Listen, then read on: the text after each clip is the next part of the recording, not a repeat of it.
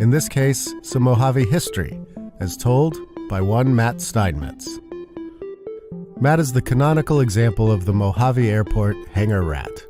He's always tinkering and tuning something, whether it goes on the road or in the air. Mojave called to him, he answered the call, and now he can't leave. So the history of Mojave is pretty long, actually. This airport, Mojave itself, the town has been around for a long time. Like, there are mines out in the desert, and they would put borax, say, on a bunch of mule train. They drag it into Mojave, load it on the trains.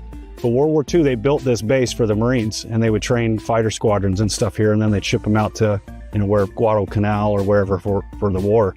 And really nothing happened here until 70s, 80s. This guy named Dan Savovich showed up, and then another guy showed up, a guy named Burt Rutan, very famous in the aerospace community. Yeah. He started at the border, and he started working north looking for a place that he could afford to do flight tests and do cool airplane stuff. And Mojave is the first place he got where he could actually pay for the rent.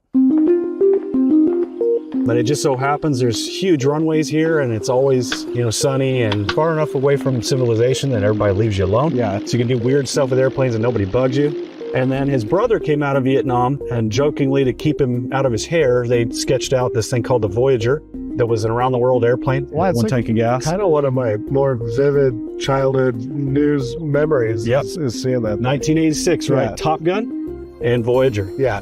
Dick, down the ramp with a bunch of volunteers, they built the Voyager while Burt was running his company called Rutan Aircraft Factory. They kind of broke off this thing called Scaled that now was a legit company to go build prototypes for big companies and legit customers, not, It just became like a powerhouse. It became a powerhouse. They built, roughly an airplane a year, if not more. Which is crazy, right? I mean, nobody else does Super crazy. It's just not done.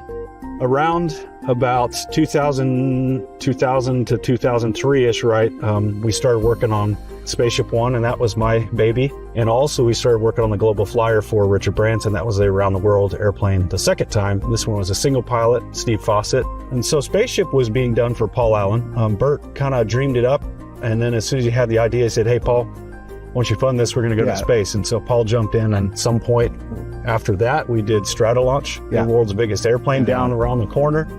And a lot of what you see here is just because Burt Rutan, found this place